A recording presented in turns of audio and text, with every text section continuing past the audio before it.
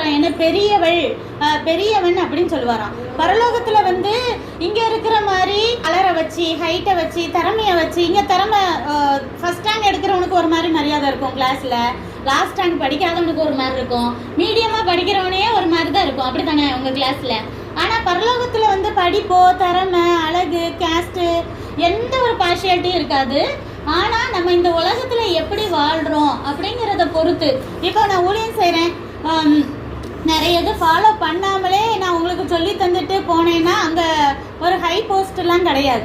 இப்போ நான் எல்லாமே ஃபாலோ பண்ணிட்டு உங்களுக்கு சொல்லி கொடுத்தேன்னு வச்சுக்கோங்களேன், அங்கே பரலோகத்தில் இருக்கலே ஹை போஸ்ட் எனக்கு இருக்கும். சரியா?